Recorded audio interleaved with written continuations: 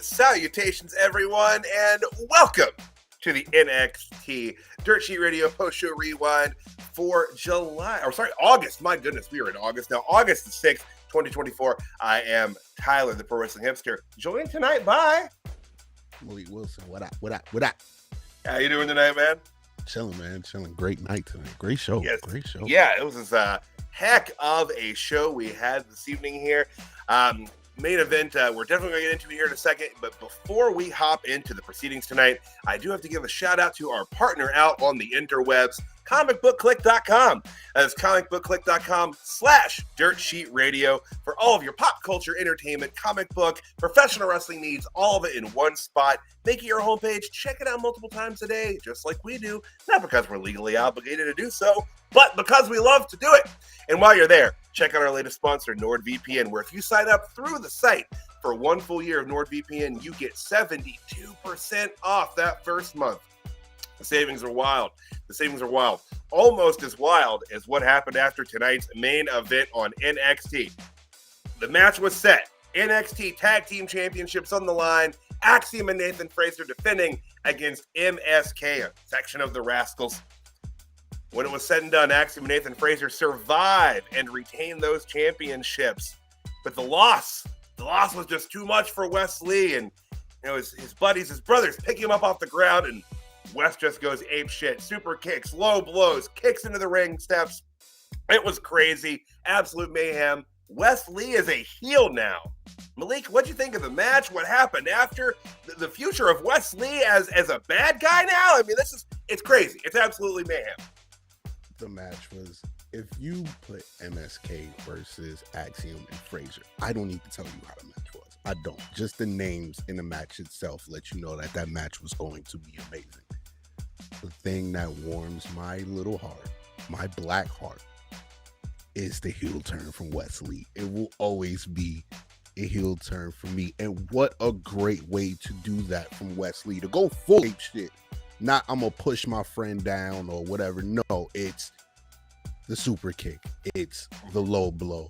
It's then double knees to the stairs outside of the ring. And then not only that, is throwing your friend through the fucking barricade, which I don't think I've seen before, which is totally crazy.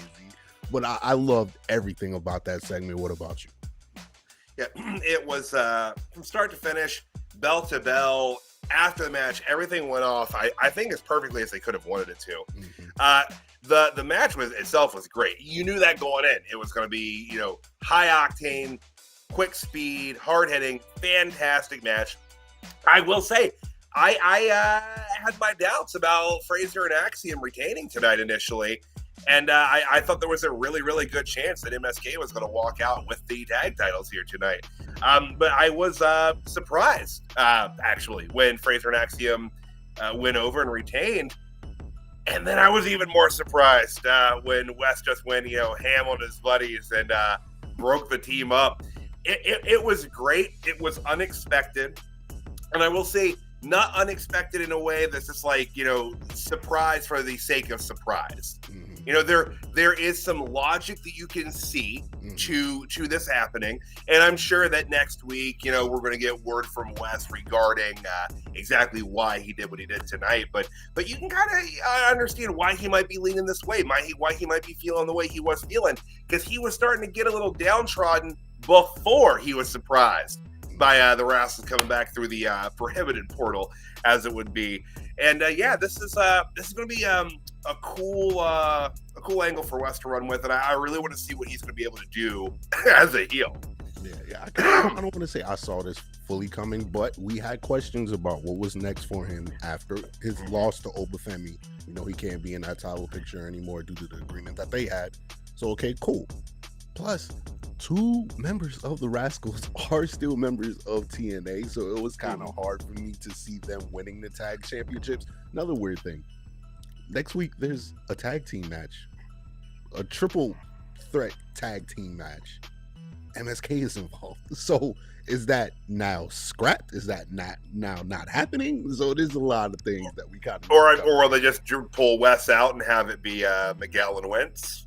It would be crazy if they won, huh? Yeah, but it was awesome, man. It was a great way to end the show. When you're doing a 2-week event, the way they kind of structure the Great American Bash, you have to have big things happen each week, and they pulled it off. They pulled it off. Both nights were fantastic, and tonight was great. Malik, man, anything else? That is a heck of a picture. They kind of like he was a little possessed. So it's going to be interesting to see what his character is off of that. Oh, man. But anything else on tonight's main event, or shall we hop around to the start of the show? Let's get it.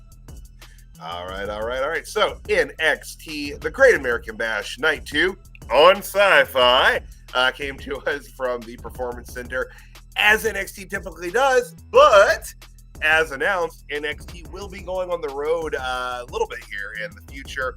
As I said, the first couple of shows there, once they go to the CW, are going to be, I think, with the Allstate Arena in Chicago, and I'm blanking on the second. It's Minnesota, I think, because I know Randy Orton's going to be in the venue for that one, and Punk will be at the Chicago show. So, I did not see the pre-show graphic. I saw that during the match. So, excuse me for being wrong. My bad, man. I won't do it again. I promise.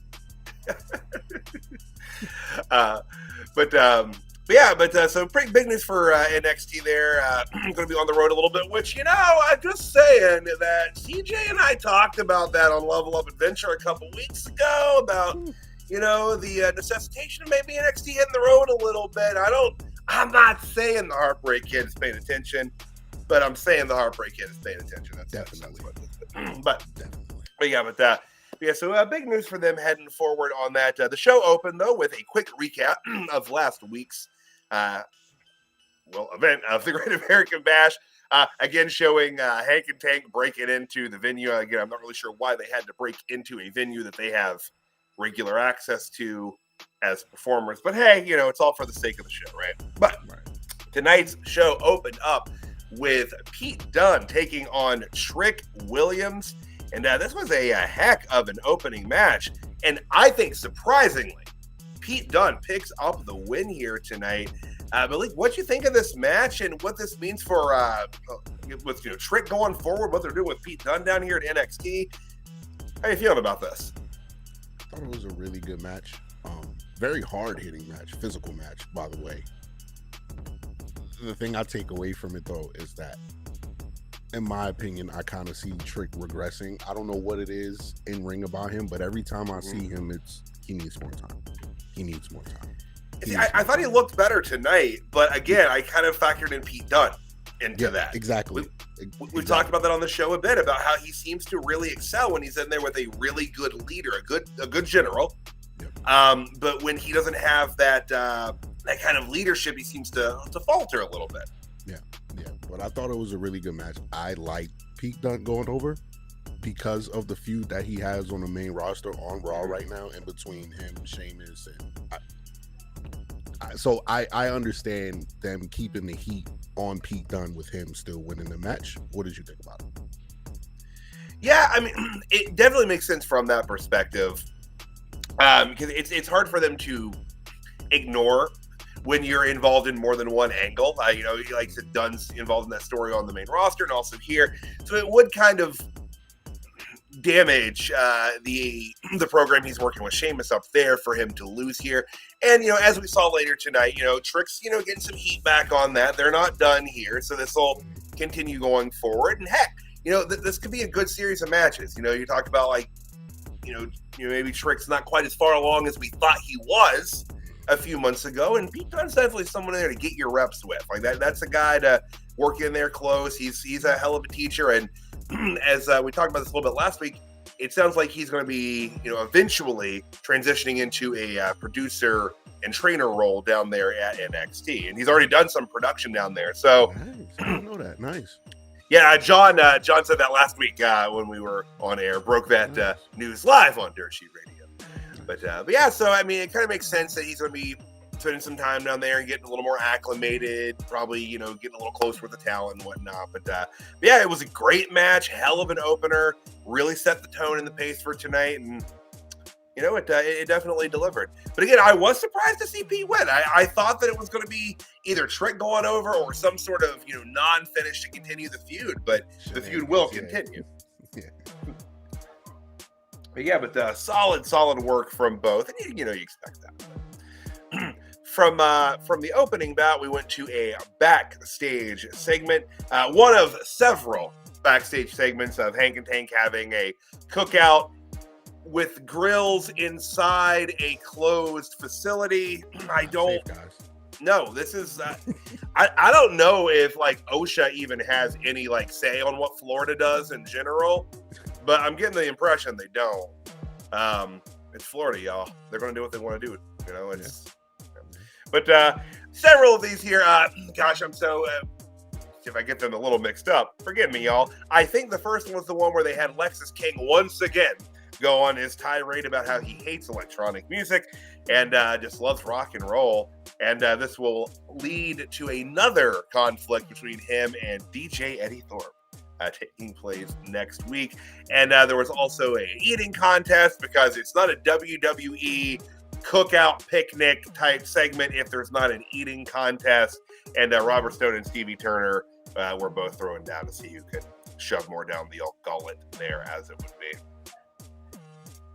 Glizzy eating fest. Nice. Yeah, glizzy eating, exactly, yes. Somewhere one of the kids in the house has just had to snap around and be like, did someone say glizzy? I heard glizzy. Good grief. But also backstage, Ethan Page was talking to one of the medical folks in the medical area about an ice bath that he was wanting to have later in the night. And it was approached by Nathan Frazer, who wished him luck against Oro Mensah later. Page took offense to that and, said, well, you're the one that's going to need luck. Your partner's not even here. He's like, oh, it's fine, but where is he? So continuing the little friction there between Axiom and Frazer. You had a little clapback for him too, saying you might lose tonight. You've been getting pinned a lot around here lately. That seems to be the theme. So enjoy that championship while you have it. I liked it. I like that little back and forth. I think Frazier's good personality wise. Like he's really coming to his own within the last few months, I feel, and he's good back there. These segments flow well. He comes across as very natural, which I say all the time is one of my biggest things for any wrestler on the mic. If you come across as disingenuous or just not real, it's not going to work, and that connection will never be with the audience. But he comes across as a very real person. I applaud him for that. But from there, we went on to our first of several title matches this evening. Kelani Jordan defending her NXT Women's North American Championship against Tatum Paxley. Fantastic match here. Kelani Jordan, I think, understandably retains the championship here. I think they're going to let her run with this for a little longer. She has really seemed to have started to find her footing as champion here. It was a real rough start, but ever since that match with Sol Ruca, I don't know if it was the match itself, the amount of praise that they got, minus what Dave Meltzer said, but she has really had a boost in confidence since then, and she's doing really a lot better and really stepping up her game as champion. She's proven that she does deserve to have that belt. But great match overall. Wendy Chu hanging around again. I'm very saddened because it doesn't look like Wendy and Tatum are going to be the best of friends that I thought they were going to be. No, she snatched her up at the end. It was a little weird. I wasn't expecting that. Maybe that's the kind of friendship they'll have, though. I don't know. Yeah, maybe. Well, Tatum Paxley, she kind of turns on her friends all the time, too. So, I mean, that's not anything new. So maybe this is good for her. Maybe this is the relationship that she deems as healthy. But when it comes to the match, I thought it was an amazing match, and I want to apologize for Kelani Jordan publicly. I want to say I'm sorry. I was not familiar with your game, miss. That was an amazing match, and every time I've seen you on TV since your match with Sol Ruca, they've been banger after banger after banger. So salute to Kelani Jordan doing her thing. So that's what I got on the match. Yeah, I agree. Like I said, she's really turned it up, turned it around. It's working for her. And I mean, and Tatum Paxley, I say great things about Tatum Paxley almost every week. At least every week that she's on, television in some regard, she's fantastic. I love her character. The persona she plays is just so well done. And I'm interested to see what they're going to do with her and Wendy Chu going forward as well. Whether it be a team, a feud, reluctant teaming, who knows? It'll be fantastic, and we'll see what's next for Kelani too, because I'm enjoying her run of defenses now. Like I said, after that Sol Ruka defense, she has just been cranking out these great matches. But anything else on Kelani and Tatum? No, that was it. All right. So back to the backstage. The No Quarter Catch crew were hanging out, and it was just Miles Bourne and Charlie Dempsey back there. They were approached by Ren Sinclair, who was asking where Tavion was and if he got trunked. And they're like, no. He's in Japan right now. She's like, sure, Japan. It's like, no, he's in the N1. He's over there doing that right now. But she was again expressing her desire to fully be a member of the No Quarter Catch crew. And during the segment, in walks the family. And the Dunne of NXT had a great idea. Let's go all or nothing on this. A little wager. If she wins her match, she's in the No Quarter Catch crew. And Charlie can have a shot at the Italian Heritage Cup next week.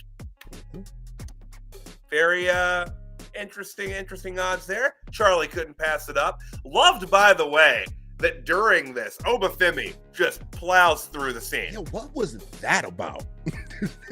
like no fucks given. None. By the North American champ. He knows how damn good he is. No one's going to stop him.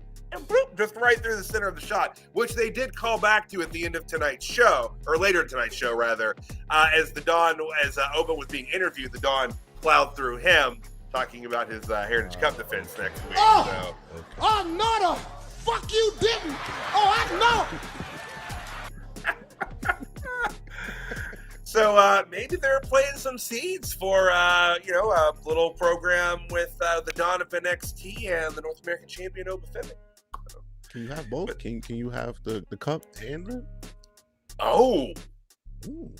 The North American Heritage Cup champion. I don't know. That that got a nice ring to it, Tyler. I like that. Let's go, Dunne. I like that. That's got something cooking there in the future. I like where this could be going. But all right. That is going to take us to... we kind of alluded to this a little bit ago, but Pete Dunne was on his way out of the building, and they were an unseen interviewer asking him about his actions tonight. And, he said, he was just railing against Trick, talking about, maybe he's the one that should be getting an NXT world title opportunity.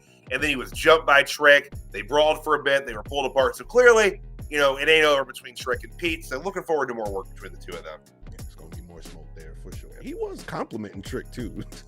Trick punched him right in the mouth. He did not care about the compliments at all. He's still a little worked up over the loss, so he wasn't. Yeah, don't blame him.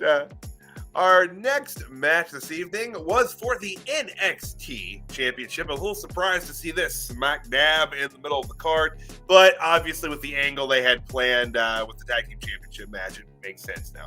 But Ethan Page defending his NXT Championship against Oro Mensah of the Meta 4. Page, I think, predictably here, retains his NXT Championship. And what was a pretty great match. I thought this was good work on both parts. This was, when people talk about the WWE style, the WWE main event style, I think is what X-Pac always referred to it as. This is what they're talking about. This is the style of match that people mean when they say that. And this was a great example of that, and really shows that, both guys have a place on the main roster if there's a spot for them at some point in the future. They've got the style. I don't know how long Ethan Page is really going to be in NXT. Me neither. He gives me a Bobby Roode feel. Mm-hmm. So I don't think he's going to be in NXT long. Oro Mensah definitely shocked me in this match, though. Oro Mensah was kind of one of them names where it was like, why are you in the ring with the NXT champions right now? You damn sure showed me. Great match by Oro Mensah. The spot with the table was crazy. Everything about this match was amazing. The only thing I didn't like was I didn't really know how Ethan Page was going to suplex him from the top rope to the announcer table outside. That was a little concerning. Right. Really going to try that. But other than that, it was an amazing match. Yeah. Really, really good work from both. Yeah, that picnic table. Picnic tables aren't built to break, really. Kind of bounced that first time, and it kind of went the second on the Ego's edge. But yeah, really, really good though. Yeah. Ego's really good. Now, I like the comparison to Bobby Roode. I will say this, and people can come at me if they want to over this. I think that Ethan Page has much more exciting matches than Bobby Roode had. Mm-hmm. I like Bobby Roode, but during his WWE run, I was often quoted as saying that while his entrance was glorious, his matches were laborious, and that's kind of how it felt. But so I like the comparison in terms of how they present themselves and carry themselves. They got that old school world champion kind of vibe. Even the way that Ego holds that belt. It's that like Nick Bockwinkel kind of thing.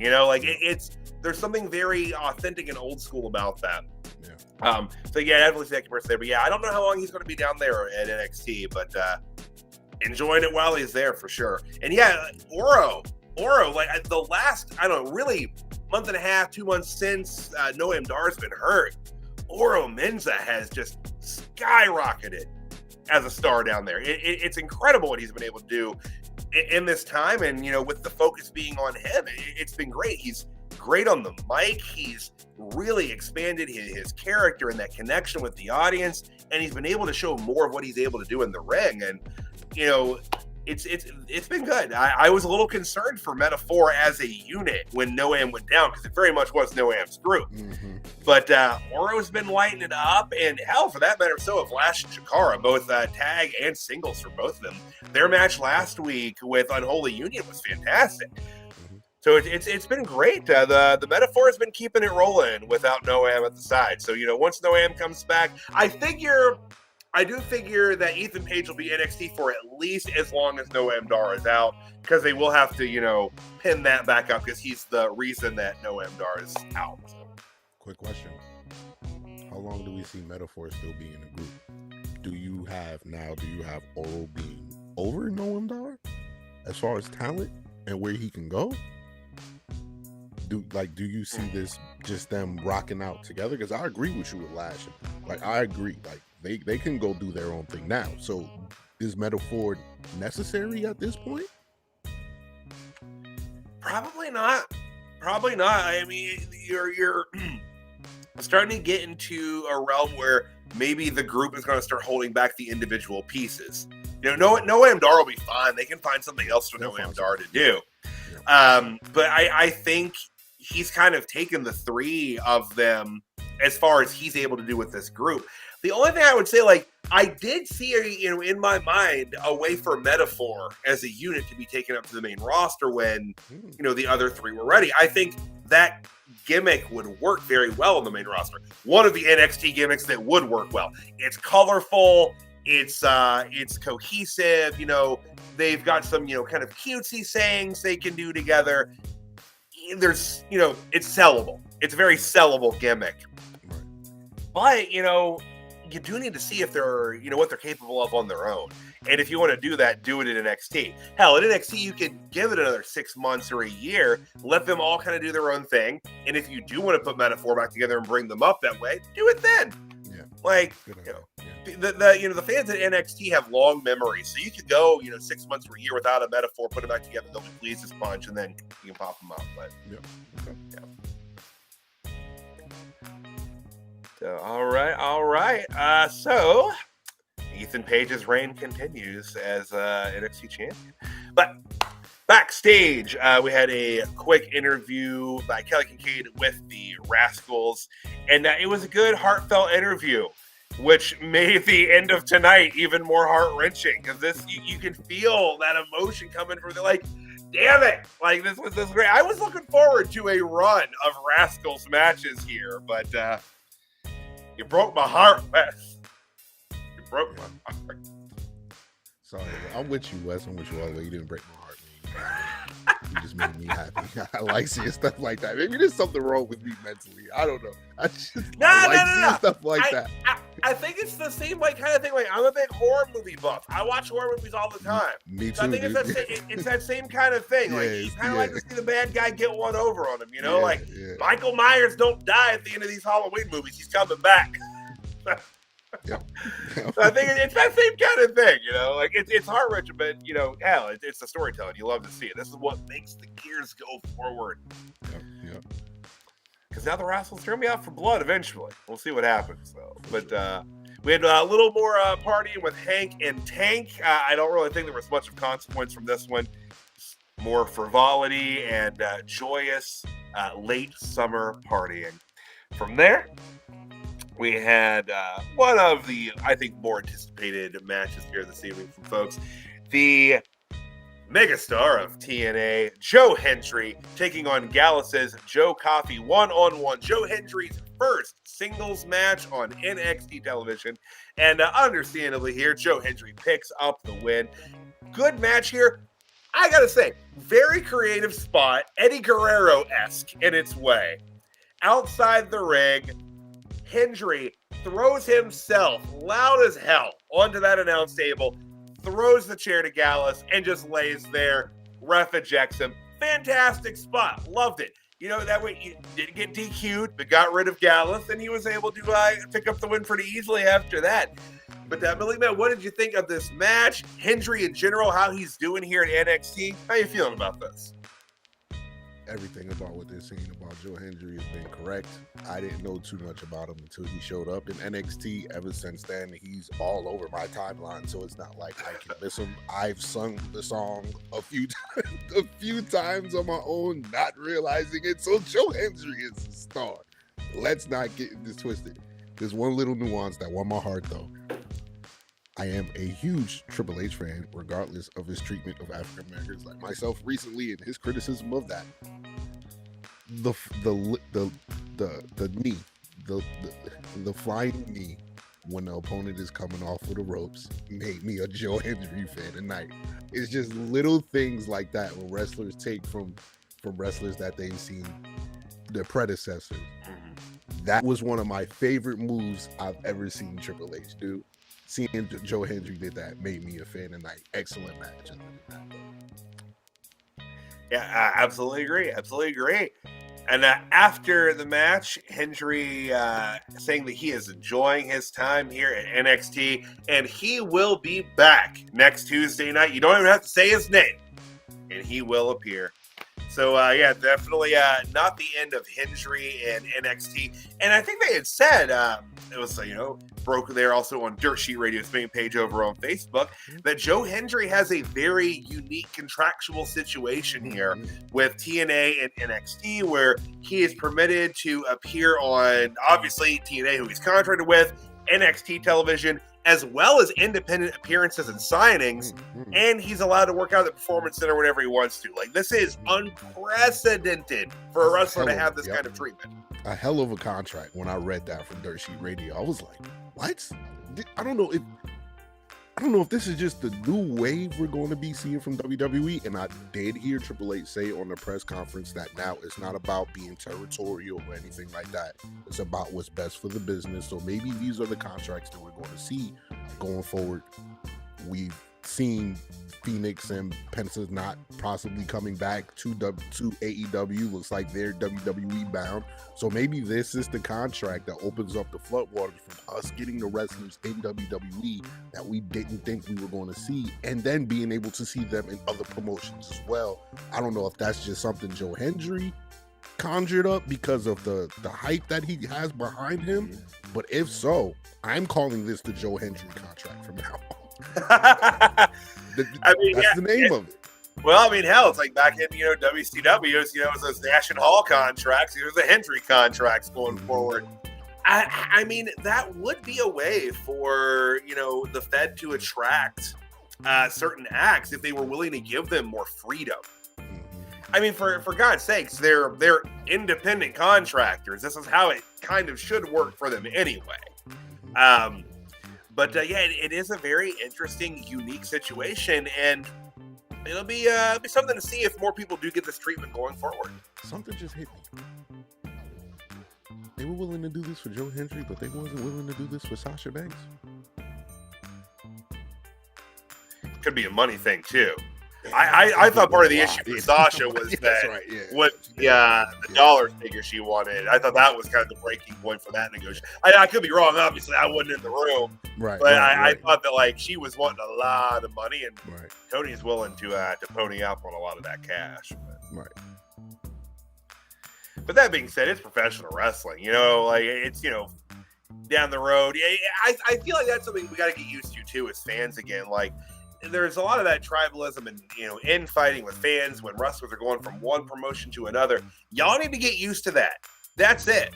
Like AEW's not going anywhere. This ain't WCW. It ain't folding. Like you're gonna watch people weave in and weave out every couple of years, and you got to quit getting mad at folks for it. Yeah, that's actually one of the things that keeps wrestling really healthy. You know, the territories worked in large part because you could work people around. You didn't, when you burned them out in one spot, you put them somewhere else, give them fresh matchups, new programs. That's what's good for wrestling, and we're kind of starting to lean back that way. So I'm all here for that. Come on, Tony Khan and Triple H, shake hands, please. I feel like it's coming. I feel like the moment is coming. Like, shake hands, please. Even though I saw what MJF said about Vince the other day. It's going to go from a handshake to a TK awkward hug real quick. Just right on there. Latch on. Like Triple H walking away, pulling him with his leg. It'll be a great moment. It'll be on ESPN. It'll be on all the socials. It'll be great. But if what he said is true and it's about the industry as a whole, I can't wait for that day. I really can. It'll warm the heart. But from there, we had Chase U in their brand new classroom, provided to them by one Ridge Holland. I don't know where Ridge Holland's like getting all these like favors and financial abilities from, but he's provided the new classroom and revealed that next week, Chase U will be getting another tag team title opportunity against the winners of Axiom Frazier and Nathan Frazier and Axiom versus MSK, as we know, was Axiom and Frazier. But it will be Ridge and Mr. Chase getting the tag title opportunity as opposed to Andre Chase and Duke Hudson.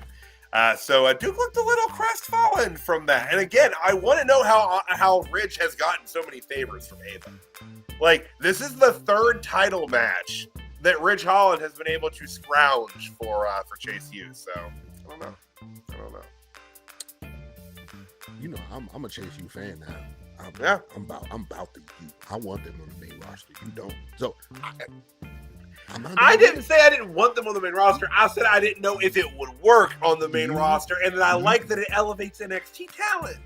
The U's gonna work. You know why the U's gonna work? It's because they got my man Ridge. That's why Ridge has been the difference. It's been Ridge. He actually has kind of turned it around. It's wild. Ridge. It is crazy for me to say this. Ridge has been the bright spot in Chase U, because with Ridge, it's about winning. We get the prestige of Chase U and all that being good, and we get all that. We did have JC Jane in here a while back, so I'm not really trying to hear that Ridge Holland is such a bad guy. No, it's about winning. Hopefully, they win these tag titles, and Ridge does something to show Andre, hey, we still need to win to keep this university open, dude. Right. No one's going to apply. No one's going to want to learn from you if you can't put some W's on the board. I can't wait to see what. So do you see them winning next week then? We'll get into Axiom and Frazier. I'm pretty sure you didn't say anything about that segment yet. I still have my reservations about them. I would not be surprised if Chase U walks out with those tag titles. I would not. I will say that. Because they've really been grinding that angle with Frazer and Axiom for probably about a month now. I'd say it's 3 or 5 weeks here. It's been going on. With both of them making appearances on Speed. At least they're saying they are. I have not seen the appearances on Speed. I admittedly have not watched Speed. Apparently, millions of people are. That's what I've heard. But I have not seen that. But they've had appearances on Speed, other individual opportunities, and so there's been a lot going on between them. And there was a miscommunication between them tonight during the title defense that nearly cost them the belts. So I think we're nearing the end of their team, which was just kind of a shame, but also exciting. A shame because they've been a blast to watch tagging, but they were a random team thrown together during the Dusty Cup this year. But exciting because I want to watch them wrestle each other at full speed. Now I'll have to put the match at half speed in order to actually figure out what's going on, but I want to see it. Yeah. But I and plus they have a tag match the week after they just had a tag match. I mean, that doesn't usually happen. Not for the titles. Like you can just have like another tag match next week. But two tag team title matches back to back. That does feel a little. Warner radar is going off here, so we'll see what happens next week. And with Ridge putting him, self in the match as well, so he has a little more control over, getting it done by any means. Mm-hmm. So it's gonna. I think with all that factored in, it is looking like it's going to be Chase U's night to become, I believe, 3-time tag team champions after this. So. But you baby. Picking up the U's getting W's. That's how it works. But from there we had another Hank and Tank party segment. This was one of the longer ones. This was an interesting one. So we got a little bit of the Brooks Jensen Sean Spears program furthered here. Spears was trying to stop Brooks from drinking, possibly in an attempt to get him to control his outrageous anger that he seems to have. But I like that that actually they used one of these segments to do a little more story stuff than most of them were. They were mostly just kind of like goofy, party stuff, filling a little time, which there's nothing wrong with that. Little something for everybody on the shows. The Good Brothers were in this segment. It was a little off the rails. But man, what do you think? Not just of this Hank and Tank barbecue segment, but all of the ones as a whole this evening. The girls putting somebody through the table popped me. That was wild to see. Like usually when I watch these, I think NXT did a good job with these segments, though. I will say that. Usually when I watch these, they're really, really cheesy. Mm-hmm. But these were kind of like cheesy in a good way that furthers the talent that they had on NXT. So NXT did it actually right. Better than I've seen on SmackDown. The one with John Cena at, I don't know if it was like Christmas and he was gone off in his tangent. I don't think we're allowed to say any of that now without getting canceled, but it was Thug Life John Cena. It was great. Other than that, I think they did a really good job with these segments. I can't lie. Now, do you think that we're a little more accepting of the NXT because of the context of the show itself? That could be a thing. It's Hick and Bottom High. I kind of expect it to be a little more sophomoric and a little more tongue-in-cheek. But it worked. It worked. Mm-hmm. The Adrian the Adonis, hitting on everything in sight. Like you said, I'm trying to think of the dude's name. He was one of the guys. He was wearing a jumper covered in eggplant emojis. So we're starting there. He was one of the guys on that NXT Next Gen show that was on the Roku channel, I think. I have not watched that. I want to say his name's like Grayson or something like that. I know they've used him a couple times. He usually calls somebody a smoke show and then usually gets the shit kicked out of him. Which happened. So it's got put on the table by the girls. That was fire to me. I don't know. It was fire. It worked. I think he's the one that Shawn Michaels called a shithead on that show. I'm pretty sure that's him. So. Good time. So I mean, he called him that, but he must have gotten in good with him in some regard because I want to say the only person I'm aware of from that Next Gen show that's made regular appearances on NXT television, even as an ancillary character who I don't think has had his name said once, but he's still there. And as we know, that's often how this sort of stuff starts. Like, we could be looking back here in like 15 years, you know, he's in WrestleMania, and it's like, hey, remember when he was getting put through a table by Lola Vice on NXT? Yeah, right. Yeah. But yeah, great times. From there, we will go into the last match we will be covering here this evening. Ren Sinclair taking on Kendall Gray. Everything on the line here. If Ren Sinclair wins, she is in the No Quarter Catch crew. And also, Charlie Dempsey will get a Heritage Cup shot against the Dunne. Ren Sinclair gets the win here. Great match. I have really, really enjoyed the inclusion of Ren Sinclair into the No Quarter Catch crew, you know, biosphere, whatever. It has added to such a fun little tongue-in-cheek element, and it's really let me see that Charlie Dempsey is 100% his father's son. Like, he's busting out the William Regal facial expressions now. It's fantastic. Like, this is actually letting him show a little more character, which is good because he's getting opportunity after opportunity right now to show himself in the ring. He's wrestling in every company right now. He's all over the place. But absolutely loved the match itself. The segment was great. Like, how are you feeling about Ren Sinclair, newest member of the No Quarter Catch crew?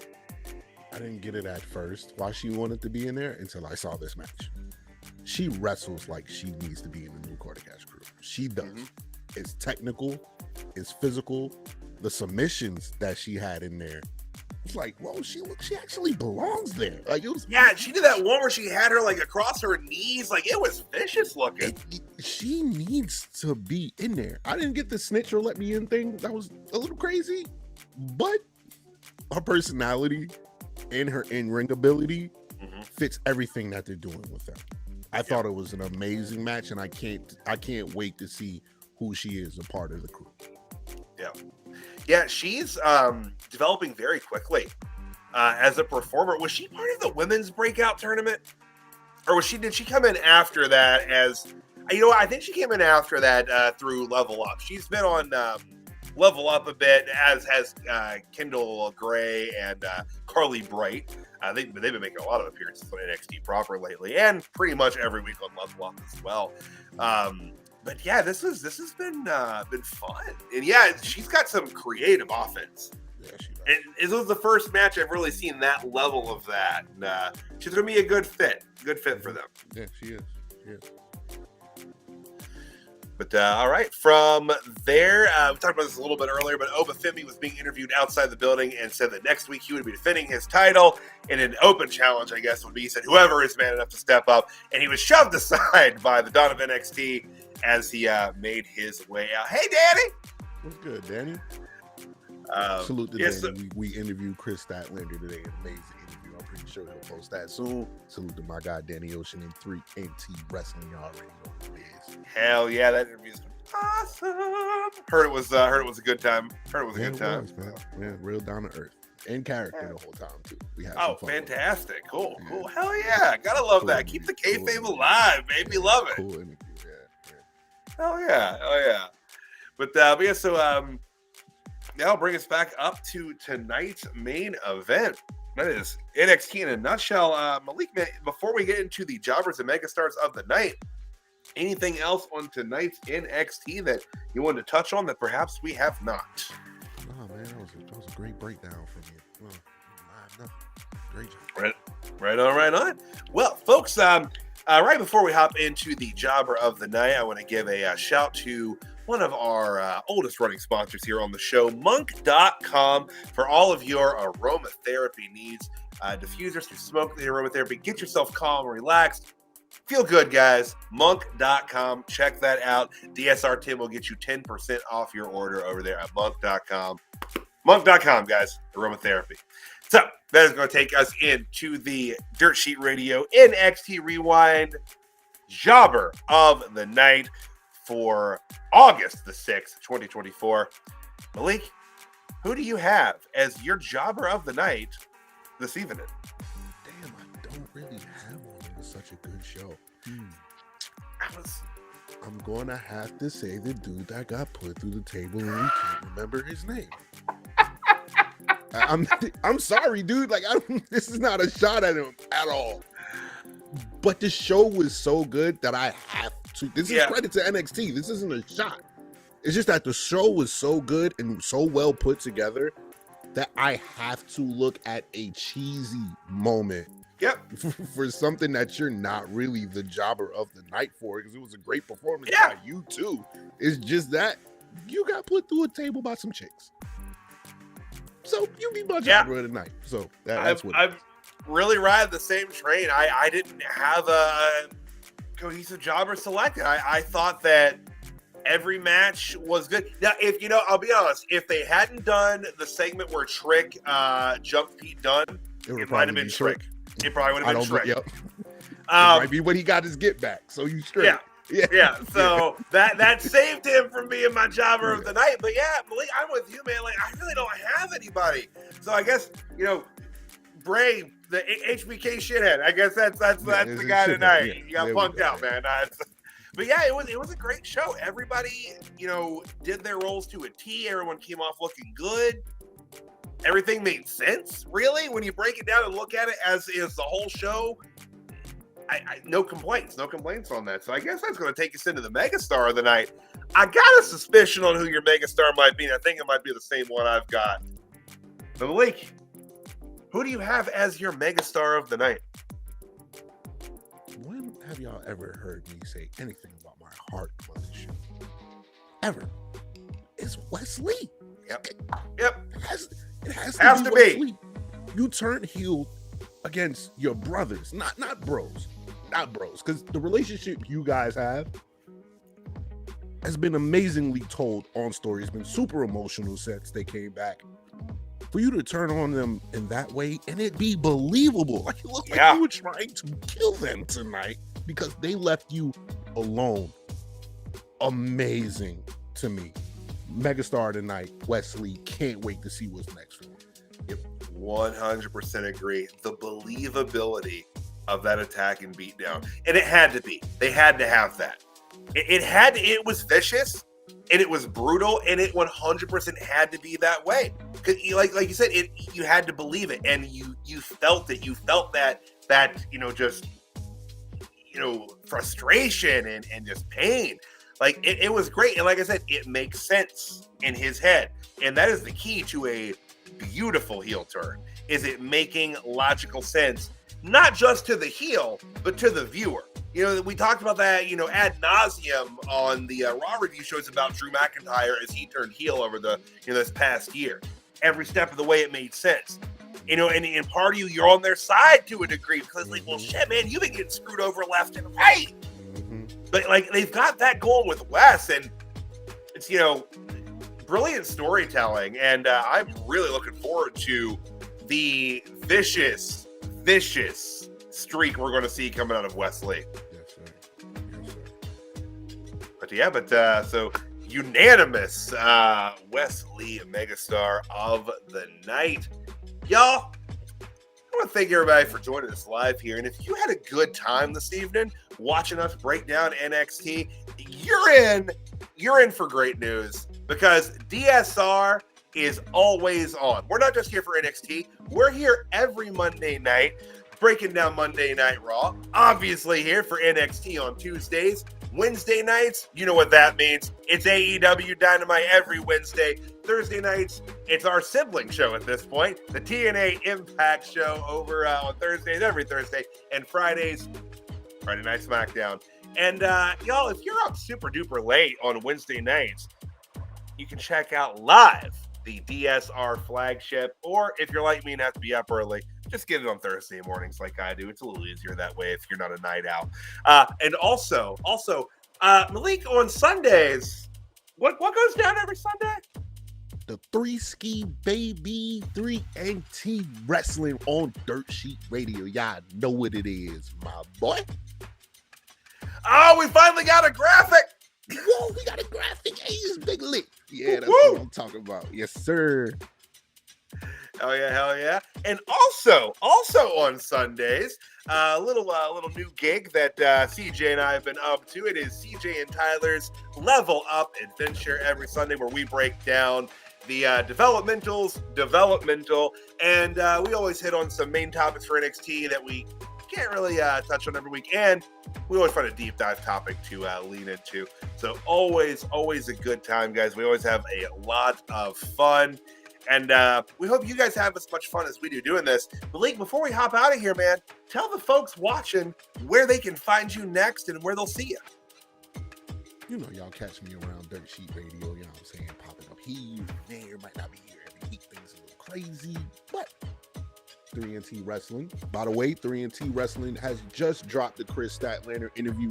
Go to our YouTube, type in 3NT Wrestling. Make sure you hit that like, follow, and subscribe button for your boys. Chris Statlander is coming to Winston-Salem tomorrow for Dynamite. 3NT might be in the building, permitting on the weather, because we have a little bit of a hurricane coming. Other than that... Wait, Shane Helms? No, not Shane Helms. So Shane Helms isn't going to be there. No. Real hurricane. Okay. Real terrifying hurricane, because I'm a city boy. I don't like any of this stuff. But yes, sir, appreciate the graphic. Go ahead and tune in. Watch your boys kick with Chris Statlander, man. Appreciate it. Go check it out. And the timing, to quote Michael Scott, is nothing short of predominant, because, guys, you can go check that interview out right now, because that's all we got for you live tonight, y'all.